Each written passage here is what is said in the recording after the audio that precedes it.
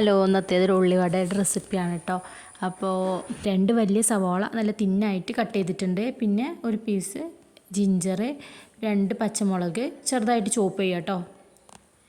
ആവശ്യത്തിനുള്ള salt add ചെയ്യുക. എന്നിട്ട് നല്ല രീതിക്ക് മിക്സ് ആക്കി എടുക്കുക കേട്ടോ. കൈ കൊണ്ട് തന്നെ മിക്സ് ആക്കി എടുക്കുക കേട്ടോ. ഇനി ഇതിലേക്ക് ആവശ്യത്തിനുള്ള മുളക് പൊടി ആഡ് ചെയ്യുക കേട്ടോ. മുളക് ആഡ് ചെയ്തിട്ടുണ്ട്, ഇഞ്ചി ആഡ് ചെയ്തിട്ടുണ്ട്. അപ്പോൾ എരിവിനനുസരിച്ച് മുളക് പൊടി ആഡ് ചെയ്യുക കേട്ടോ. പിന്നെ കുറച്ച് മഞ്ഞൾപ്പൊടി ആഡ് ചെയ്യുക. എന്നിട്ട് നല്ല രീതിക്ക് മിക്സ് ആക്കി എടുക്കുക കേട്ടോ. എന്നിട്ട് മൈദ ആഡ് ചെയ്യുക കേട്ടോ. ആ സെയിം അളവിൽ കടലപ്പൊടി ആഡ് ചെയ്യുക കേട്ടോ. ഇതിന് കൂടെ കരിവേപ്പില ആഡ് ചെയ്തിട്ടുണ്ട് കേട്ടോ. എന്നിട്ട് നല്ല രീതിക്ക് മിക്സ് ആക്കി എടുക്കുക കേട്ടോ. കൈ വെച്ചിട്ട് തന്നെ മിക്സ് ആക്കി എടുക്കുക. മൈദപ്പൊടി 3 സ്പൂണാണ് കേട്ടോ ആഡ് ചെയ്തിട്ടുള്ളത്. പിന്നെ ചെറിയ ജീരകം ആഡ് ചെയ്തിട്ടുണ്ട് കേട്ടോ. ഇനി ഇത് റെസ്റ്റ് ചെയ്യാൻ വേണ്ടി വെക്കുക.